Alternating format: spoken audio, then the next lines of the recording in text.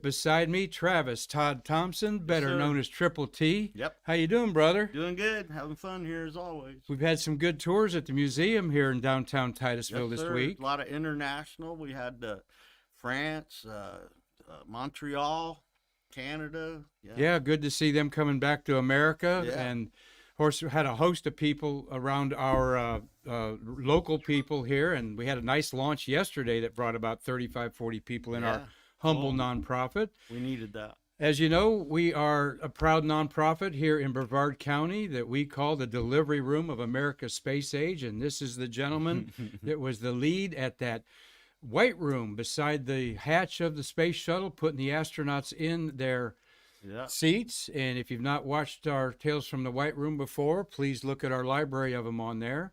Triple T, today we're going to talk about one of your other jobs. We're Yeah. going to get you off of that 195-foot level Right. and put you down the runway. Yeah. Kind of exciting, isn't it? I loved it. Landings were cool just to watch for one thing. But then you got to actually go out and touch it and do stuff. That was pretty neat. As you know, the shuttle landed as a glider, only one chance. So Yeah. everybody kind of had maybe their a lump in their throat or hoping that that landing gear would come out. Yeah, they only had one shot. That's right. We did have a lot of contingencies just in case if it did go off the runway or. Well, we'll talk about some of those one there. Of those, yeah. We wanted to thank, behind here is a gorgeous picture on the runway taken by Mark Usiak. Yeah, Mark. Tom and Mark are become great partners of our museum. They love us sharing their pictures there. This happens to be Challenger. Oh, that's not on the. Yeah, there it is. Yeah, which way am I going? There's Challenger, and this was the first landing at Kennedy Space Center. That's a big deal. And it was called STS-41B. This was the 10th flight when they started this numbering system that matched the fiscal year. 84 is what the 4 meant. One, that it's landed at Kennedy and not Vandenberg. That was going to be 2 if we ever did that. And B was kind of the second one of the fiscal year, although they dropped the first one. So people get confused about that, don't they? I never keep up. You never kept up? No. You just knew which orbiter you were Yeah. supposed to be working on That's that it. time. Well, Travis, we're going to talk about some of the dangers around this vehicle that you can't believe, all of the toxic fumes going on there. Yeah. So stay tuned for a great show. Hope you're enjoying us on Facebook Live, YouTube, Twitch, and Spotify. Cast of Stay Curious. Marty Winkle is behind the controls today doing our stream labs, just like it's a TV newscast. Thank you, Marty, for all you do. Jessica Galloway, our Trekkie Techie, she was on the phone helping Marty get a few little kinks Set out up. of the system there, Yeah. because us old men still don't have it down exactly right, but we're getting there. Yeah. And so we appreciate everybody telling your friends to like, share, subscribe, and follow us, because that's how our nonprofit can monetize these programs there. So, well, let's kick it off here, Travis. We always like showing pictures of you, Marty. I'm doing the eye. There we go. We've got 10 shuttles launched in January, and at the beginning of the month we're going to highlight them, and then when Triple T's with us on most Fridays, we're going to kind of look at the 10 shuttles.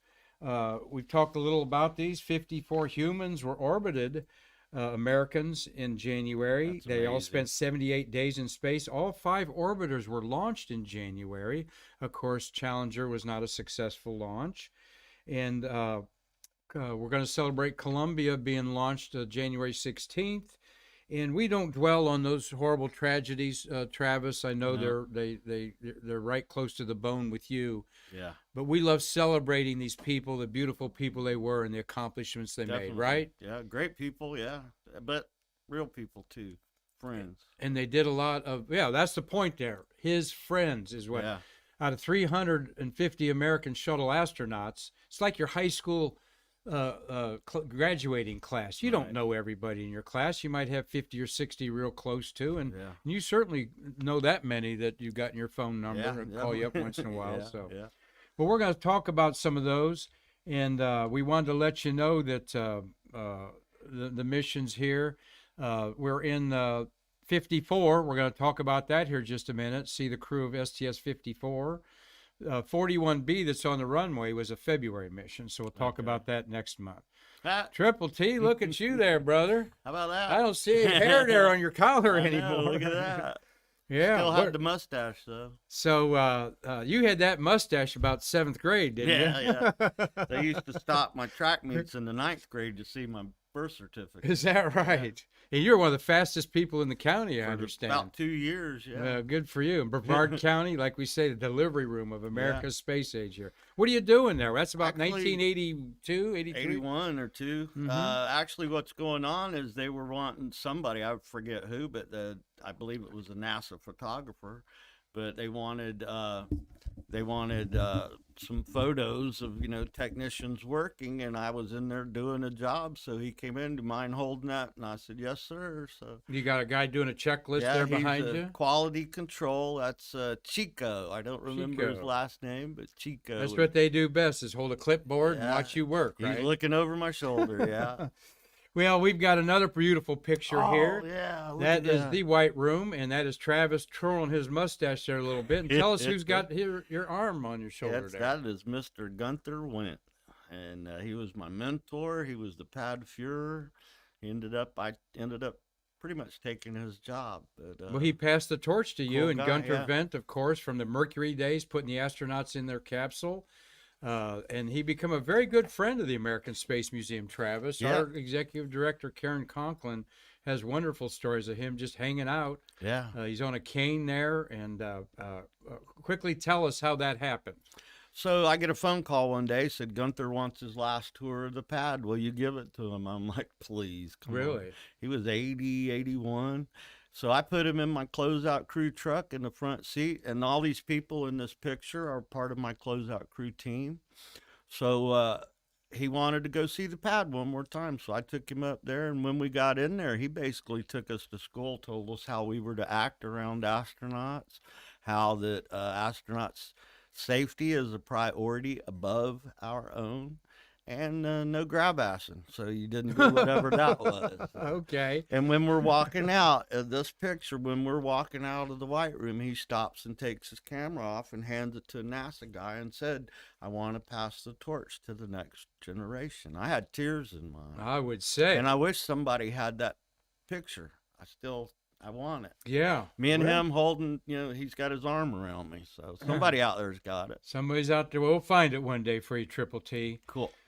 And here's another picture of you in our museum there with a beautiful model, the shuttle. It's just not a cool model. This was built as in the 1970s when President Nixon proposed the shuttle to Congress in 1972. This is what contractors, government officials, politicians looked at of what they were planning to build, because there were no.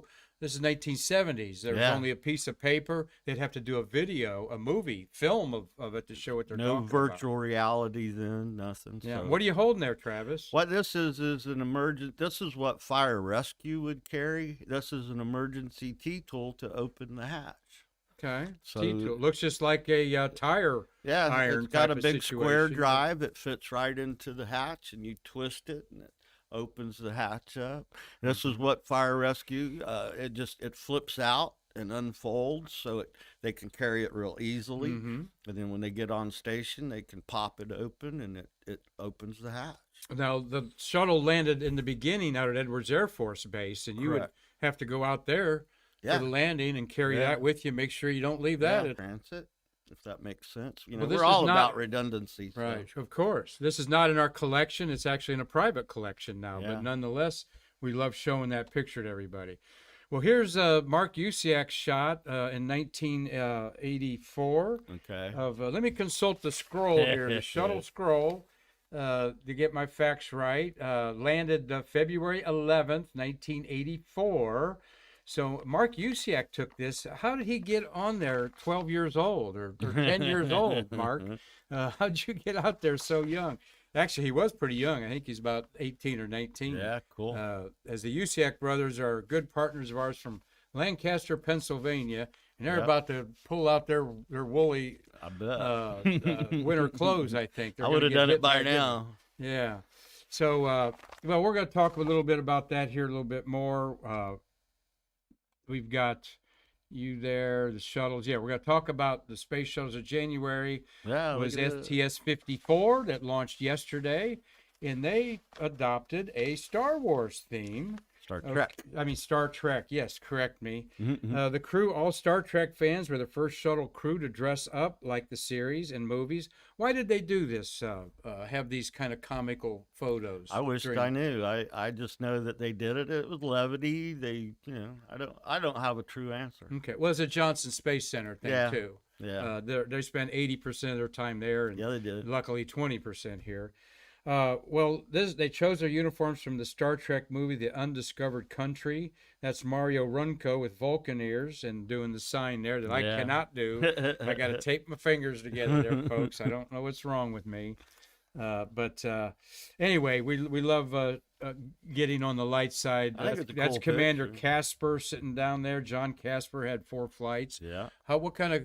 I'm sure he was a no-nonsense commander. Oh yeah, yeah. Straight by the book. And the lady is her first flight, and that is Susan Helms, who became an Air Force general, and she was over the space wing, 45th Space Wing. Yeah, that was it. Okay, I remember Susan. Love to meet her. Yeah. Well, we've got a happy birthday, Marty.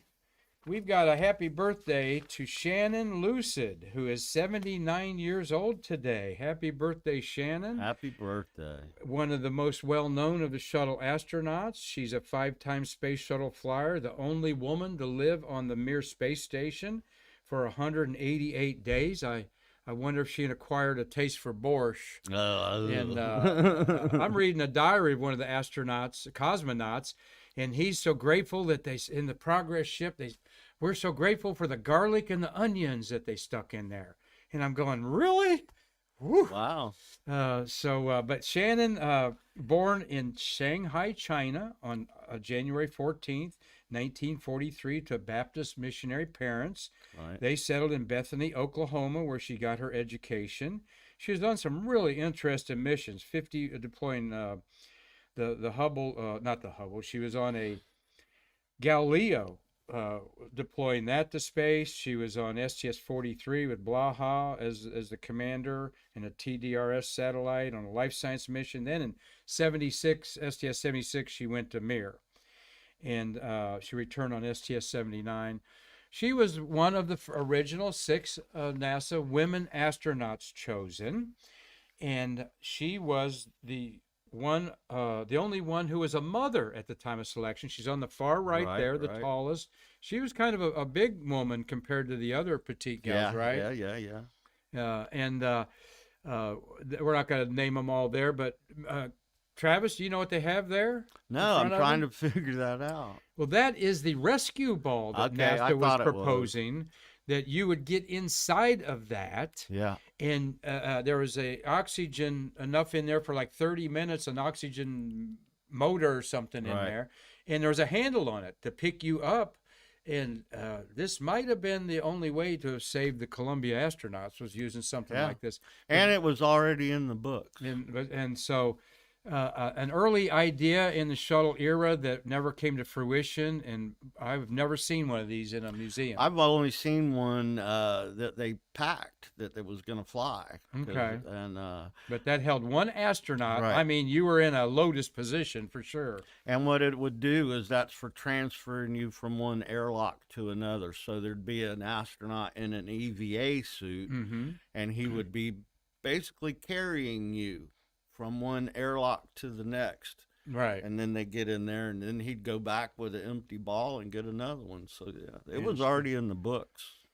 Well, Shannon, 188 Days in Space. It was on Newsweek magazine. We know most you people under 30 have no clue what time in Newsweek were, but they were so important in our daily lives as the weekly digest of all the news. So it was something to have a NASA astronaut on the cover of Newsweek, right? That's true, yeah. And if there's 2 words that you can use, if sweet and astronaut, that's her. She was just the sweetest person, happy. Always had that smile. Yeah, there she is on the Mir space station. Yeah. There she is in a Russian spacesuit. Happy birthday. All right, happy birthday indeed. She married a gentleman named Lucid. I had his name somewhere, and they were Michael Lucid of Indianapolis. They got 2 daughters, 1 son, 5 granddaughters, and And there she is with a couple of her grandkids. We Awesome. love pictures like that. Shoot ya. That's cool. Looks like a Halloween day outside there at the Lucid home. And she probably lives outside of Houston there. So happy Probably. birthday, Shannon Lucid. We put that on our Facebook page so you can wish her well and many more years there. Happy. Would love, she's not been out to Kennedy Visitors Complex No. since I've been on the Space Coast. I'd love to hear her talk. Well, let's go to the backside of photographers there. Yeah, how about As that? a bird is landing, okay. Okay, cool. That might not be an actual landing. Could that be the transfer of one of them to the, is that Atlantis going to the Atlantis MDD building? possibly, because the VAB's in the background. Yeah. So what this is telling me, the shuttle's coming towards Tom the Uthiak runway. will know what's going on Yeah, there, he Tom, will. because he was probably there. I don't recognize anybody, but it gives you an idea of the photography pool Yeah. that was at the landings of the shuttle. Well, and if it was a landing, it would be going the other direction. Oh, wait a minute. Okay. Well, that's that. I hardly think they would be that close to a landing. Yeah. But nonetheless, there is a landing with your crew there. You might be Yeah. among that crew there Yeah, probably. at the runway, Kennedy Space Center, hearing it come down, the whoosh. Describe the sounds yeah. going on there. Well, first you hear the solid rocket, the sonic boom. Mm-hmm. That lets you know, boom, boom, it's coming, Then when it lands, you hear the APUs and The sounds auxiliary like power unit. yeah, it sounds like a freight train kind of. Yeah, it does. A poosh. a Yeah, poosh. and hearing it come in and land is also cool because it's displacing air. The rudder speed brakes open, and it's displacing air, but it sounds, you can hear it coming in. That's an incredible timely shot. That as is a very photographer cool shot. myself. Come on, that's like. Those are scape trucks. This is where we would hang out. This is what's explain the scape suit, Marty. What's the acronym for? Do you remember? self-contained something breathing Self-contained apparatus. I don't remember. Atmospheric personal equipment. There you go. I fitted it. Yeah. I fitted it. So scape was what you had It might to do. not be right, but I made an Yeah. acronym out of it. Scape's what you did when you went into an environment that wasn't healthy to breathe. Right. So you And had we to are wear going a to see how unhealthy and dangerous the exhaust plumes around this Yeah. spacecraft were. That's a cool picture. That is a very cool picture. And there's another kind of typical picture. So it lands, and then the convoy descends upon it. Right. And the first people are in these very protective suits Correct. because, as we show you here, I ran across this at the in our gallery of things, or things that come into our museum. Thank you, Marty. And this is all of the. This is 10 pages of peeling the skin back of all of the outlets on the shuttle and what they have to do Right. with the things. It's just incredible to a naive person like me, all that's involved here on the hatch side. And I opened it up to one of these pages here. Here's the page we're going to look Shows at. all the tanks. That shows you all of the tanks on there. And Travis, when I put this in your hand, Okay. what did you tell me? I What came to mind? I remember immediately once I looked at this. Of course, we all saw it at first, but this really became important on the Columbia disaster. Right. So we could look at this and reference, if you see a tank, okay, it was this particular tank. And here are all the locations of the important. fluid and gas tanks. Yeah. Okay, there's over 30 of. No, there's over. There's over 50 of them probably there. A lot of those tanks survived. One of the reasons is that they were round. Right. Oh, really? So as they're coming back in the atmosphere, they don't have a whole lot of resistance. Correct. So if they were square, stuff got tore up that was square, more or less. And as I take this model, just to kind of show you, this is a very cool model. I think it costs $100 or more, to show you with the skin peeled away. That's kind of neat. You forget that the skin's peeled away, and you've got structures of the rudder there, and the wings, and all kinds of complicated things showing those tanks. And you can see the flight deck so and the mid deck. See the flight deck and cut the away. mid deck there. And it's one of the kind of commercial things that we have in the museum as a teaching aid there. Yeah. So this opens up my eyes, Travis. And on the tarmac, and I think the next picture I have on the tarmac there again, imagine invisibly you have all of these gray areas, folks, are dangerous. In fact, behind you it says dangerous fumes, dangerous. So Marty, you may have to have an arrow there for you there, but Travis, let's go up to the crew cabin there. Okay. And we're right there at the front of the nose. Let's go from front to back, Marty. We're Okay. talking about monomethylhydrazine. We called it MMH. That is the forward reaction control. That's a FRCS system. So Reaction control. and there's for 14 or 16 thrusters. I want to say 2 vernier thrusters. So I think there's a total of 16. But that's in the front of the vehicle. That's pretty nasty stuff, though. That MMH, you don't want to breathe. That'll burn your lungs out. So and if you were there and not protected, you took a breath of that 10 feet away. Your lungs would start sweating and you'd bleeding and something. You'd die soon. Wow. And all right, let's go up next over behind the crew cabin there, Marty. It even says it's 10 feet in diameter. Yeah. This is the oxygen nitrogen relief vent and gaseous oxygen purge. Right. So they'll vent these things. When it lands, the vehicle is still powered up. Mm-hmm. So they have to safe these systems. So that's the first thing the astronauts are doing when they land is they start doing safety things. Mm-hmm. And then we had people that we called SCOs, spacecraft operator. They could flip switches in the ship and they operate the spacecraft. So as we see, a crew goes on board to assist the crew. Yeah. Because if they've been up there a while, how's weightlessness affecting them after 2 weeks in space? Yeah, they're still, they know what's going on, but they might be a little sluggish or body fluids are pushed down their body. You just went through a traumatic, re-entry's pretty cool, but they want you to hydrate, and some of them drink too much water and they get sick. So, you got to kind of get your feet on the ground feeling, So we have people that as soon as they've done the initial safing, and once we get the hatch open, we get the PLT and the commander out, and we put our SCOs in there, and they continue to safe the vehicle. Mm-hmm. While they recover from their time in space. Go to the back there, Marty, to the balloon above the top up there. Yeah. This is something that I noticed, like you all, on a CNN or network news when they landed at night, and you would see a flame coming out of there, and you could hear sometimes the whoosh, whoosh of that APU's auxiliary power unit, and I'd see flame coming out.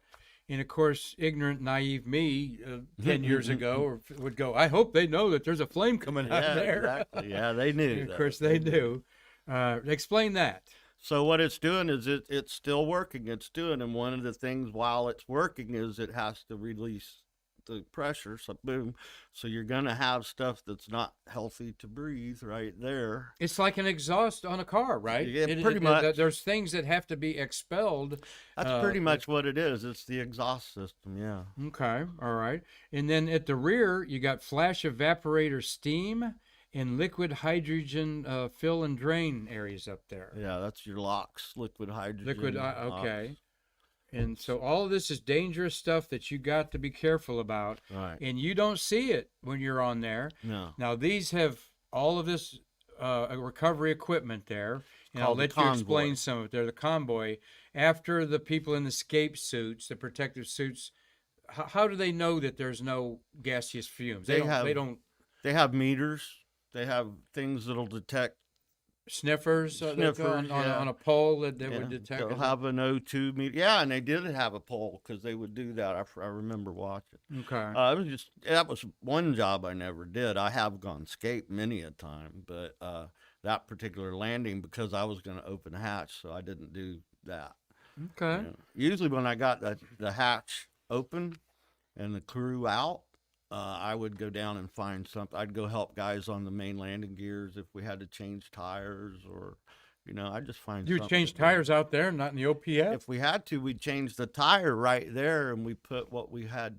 We have acronyms for everything. Right. Orbital Processing Facility is their garage, that I would say. Right. I thought you'd change. So what we would do back in the day, we used to have to actually change the brakes on the runway.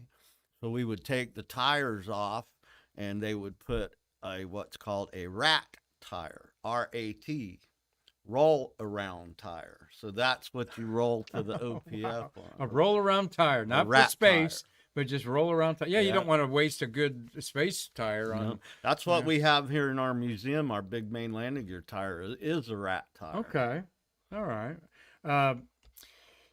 I wanted to mention that inside this vehicle, 41B, are these astronauts. For some of you that love our astronauts like we do, that is Vance Brand on the left, an Apollo-era astronaut on the Apollo-Soyuz test project. This was Vance's third flight to space, and the other 4 were rookies. Yeah. All right, but you know them very well. You've got Bruce McCandless there, Bruce. right beside Vance. Yeah. In the middle is Robert McNair. Now, Bruce passed Yeah. away of cancer, I believe, a few years ago. Ron McNair lost his life in the Challenger, but this was his successful flight. Above Ron there, in the center is Ron, and above him, behind there's Robert Stewart, who's 79 years old. By the way, Vance is 90 years old. Wow. And that's Hoot Gibson. Yeah, on Hoot. his first flight. Yeah, And Hoot he was become a cool. wonderful commander. Hoot's 75. He was 75 now. So Hoot, like Marty, was a Marine. I always like being around Hoot. hoorah! Yeah. Was he a Marine? I Yeah. didn't know that. Okay.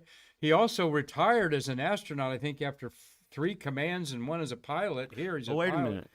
Yeah, I And hope I said that right. he become a Southwest Airlines commercial How pilot. about that? He's married to Rhea Seddon too, one of the first 6 lady astronauts we had in that picture. How was And that? still You're getting happily ready to married. fly, and hello, ladies and gentlemen, this is your pilot, blah blah blah, and he's an astronaut. Yeah, Hoot Gibson. I'd feel If I pretty knew safe that, about I'd be very happy that he was flying my airplane. yeah, I'll me tell too. you that I right think now. so. Here we're looking at the backside of the orbiter there that still has some dangerous chemicals Yep. that are being nitrogen tetroxide. Yeah, that. Tetroxide. Yeah, that. That is the maneuvering fuel that they used, right? Pretty Yeah, in the nasty stuff, thruster. but Yeah. and they How why would they? I know you probably don't know the answer, but we'll get someone on here. Why would they choose such toxic chemicals? You need- Isn't there anything inert Well, that would think work? think about this. You don't have any oxygen, so they put what they call hypergalls. Right, As soon as they're hypergolic. mixed, they make a hypergolic, basically an explosion, and that's why they're so toxic, because you don't have air. Okay, you're right. And it'd be more complicated to Yeah. supply the air with another tank. Correct. So here is the backside of it. Another Mark Usiak photograph there. Cool. And I want you to notice that umbilical line there, that coming off to the rear there, because Travis has got a little story about that. Yeah. All right. Yeah, right there. And there's one up above it too. But that was attached to that mishmash on the side, Marty. When you look at the an orbiter at the rear there, you see a box. It looks like a junction box type thing there. Yeah. And once again, you wanted to look at that. Yeah, I want to see. It looks like the panels. I can't tell if they've already removed. It looks like the panel's already off. of it. Right. And you see the size of the shuttle. I'm going to emphasize that here in a minute. You see a couple of the workers in white. You said you had to put your white overalls Yeah, on. we call there. them blue collar coveralls. They're flame retardant, Oh, okay. not flame proof. All right. All right. But they had a blue collar and they were white, and that was your. Oh, they really had a everyday- blue collar? Yeah. Oh, okay. You I know, thought we it have was sort of like a lot of imagination, so we call them blue collar coveralls. Yeah, as we know, NASA has no imagination in naming things. Space Shuttle. Okay. Yeah, Oh, okay. Yeah, it that's shuttles pretty good. people. Shuttles people. There again, we just wanted to emphasize all these fumes coming out, invisible, Yeah. dangerous things on there. It would take roughly 30 minutes. For those 20 to 30 minutes, those guys would walk around with all their little stuff, Mm-hmm. and they would verify everything, and then it would be okay for us to come in our blue collar coverall. Well, let's give a shout out to a few of our friends out there. We Yeah. know Robert Law's watching in Dundee. Hi, Robert. Hope Yeah. you're enjoying a Friday night cocktail there in Scotland. And Dean Salzwittle, he's having, they call it brekkie, breakfast, ham and eggs and all that stuff in New Zealand. Hello to Ophelia in Normandy. She's watching us a lot. Yeah. Dan Brannick in Fort Wayne, Indiana. Marty, remember meeting that astrophotographer, Dan Brannick? Oh, yeah. Dan, your astrophotography is looking really good. He posted a few pictures there I saw that I need to share on our Facebook once in a way. We know Larry Pusker is watching up there in freezing to death in Sterling Heights, Michigan. Yeah. Who you got over there that's easy Well, to I pronounce? didn't want. Yeah, well, that's what I was thinking. We got Brian. Well, hey, Jesse Marquette. Hello, Oh, my cool, daughter. Jesse, yeah, How's my cool. granddaughter McKinley doing? Yeah, McKinley. I hope she hears Grandpa's voice and is being good for you, my daughter. I love you, and we'll see you soon, we hope. Yeah, cool. Gary Jarrell. Hi, Gary. And We got give a a- shout out where you all from. I look you Yeah. up sometimes to see where you're from. Who you got there? Brian Apollo's son Morrison from Yeah. Tampa, Florida. He's been on a Stay Curious Yeah. program. Daniel Lashcombe. All right. Oh, and Angie Thompson and my cousin in Georgia, and Jenny Lynn, married to my cousin, and hopefully my daughter Tanya's watching today. All right. We know Melissa Pope's probably watching at the Space Coast Office of Tourism. I saw your email today as I'm on Cool. the Cocoa Beach Chamber of Commerce board there, and they do such a great job, the Space Coast Oh, Office yeah. of Tourism, of promoting our region here, that even during the pandemic, we had record-breaking September and October Yeah. numbers here Very without the cruise ships. Yeah.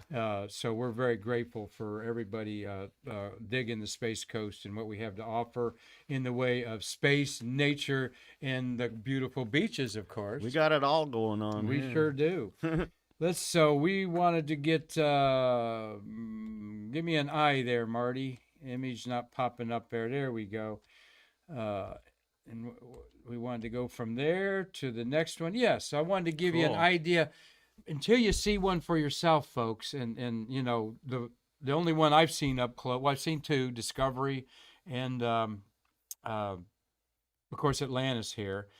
But you can't believe how big it is, really. I know. Isn't I it mean, cool? really, and this is all the astronauts there's about 15, 20 astronauts in there walking Atlantis to to where it's the Atlantis building at Kennedy Visitors Complex. Resting place. It's resting place there. So wanted to throw that in there for Yeah. you. So 10 space shuttles of January, and we'll be talking about a few more of them next week. We'll get the launch of STS-107 up there. Yeah. And we'll be emphasizing the wonderful science that unfortunately fatal mission had to enhance us these days.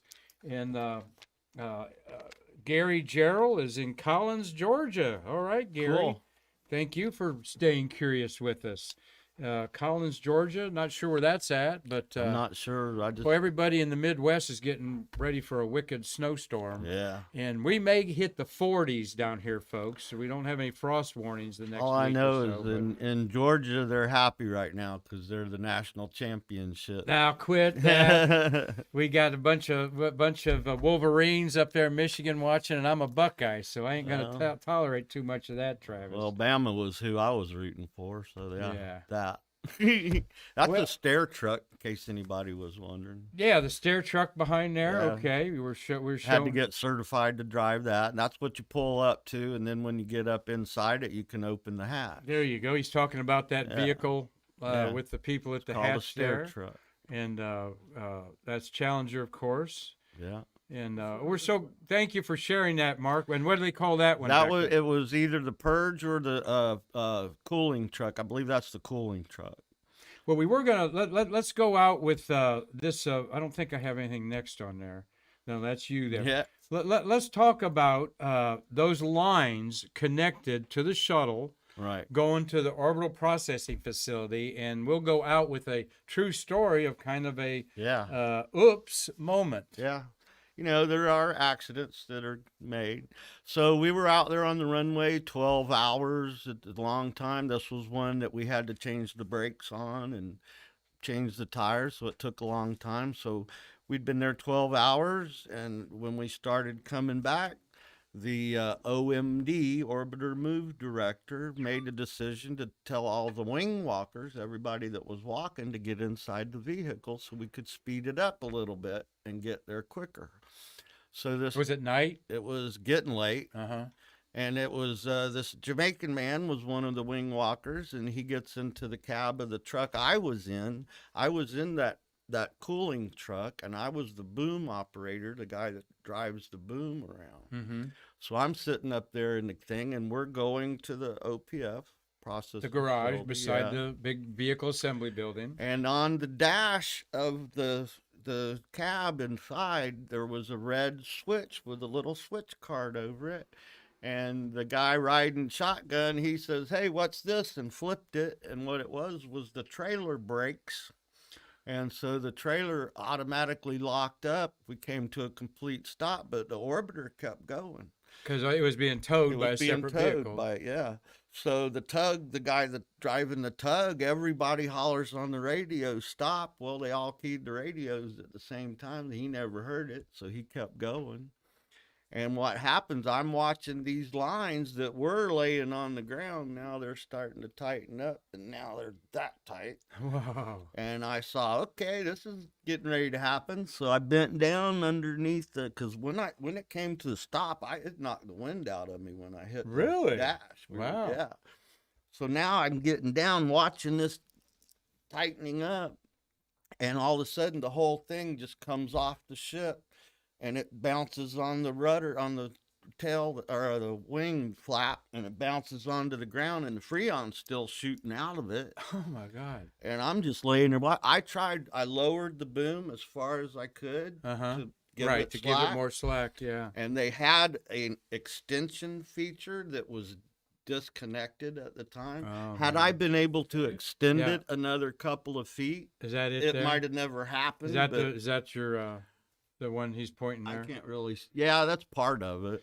And Marty, point underneath the OM pod there. Yeah, that's where that it's black all. box is That's where it was it's connected right Yeah. there. Right, that big connecting area. Yeah. there. So when it just came off, The it whole bounced on unit the came wing, out of the there. whole frame. Yeah, it and kind of all looks the like the side of a QDs. fire station, folks, with all the Okay, the there was pole- a bunch of holes in it. QDs. fire hooked up, fire truck. I mean, Yeah. fire truck. and there was a bunch of quick disconnects. Okay, and when that pulled that whole frame off, it egg shaped all those pipes. I pulled all the valves off. Oh, So man. now everything in the ship that was in the ship is also venting out, and all of this that we're trying to put in the ship is venting. So we did an emergency shutdown on the cooling truck. But yeah, and so I spent 16 hours that day because we had to go write 2 hours worth of incident reports. And that was probably a pretty healthy repair job there. Oh, it was.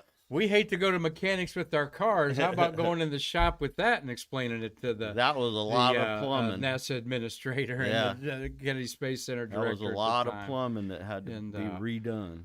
Well, what a great story that you only hear from Travis Todd Thompson, Triple T here. We're so grateful that we can share these wonderful stories of our space workers who I call national treasures in our country because this is one of the people of the shuttle that had a hard time getting a job afterwards because on your resume, they put astronauts in a space shuttle. Yeah. And it's, Not a lot of jobs out there for that. and that's a little unsung story of the 10,000 people that got laid off in 2011.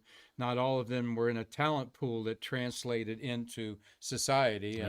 And you were one of them, but you were certainly happy for your 3-decade career with it, right? Definitely, yeah. In there, and I got to do a lot of cool stuff, so yeah, I'm happy. Well, we're so grateful for y'all staying curious with us today, and we hope that you can make some plans to come down to the Space Coast and visit our humble little nonprofit here in downtown Titusville. And please join us on Stay Curious throughout the week on Facebook, YouTube, Twitch, Spotify. We're doing video on those channels and audio on Google and Apple. And we got to thank our Trekkie Techie Jessica Galloway for making all this possible. Marty, you've done a great job in being taught by her, and Marty does a tremendous job. Of course, Marty worked on the shuttle launch process system in the computer world on the engines after spending a career on the lunar module as an electrical engineer. And I always like reminding you, Marty looked out all those triangular windows of those ascent stages. That's cool. With that descent stage on the bottom, and 6 of those are on the moon right now.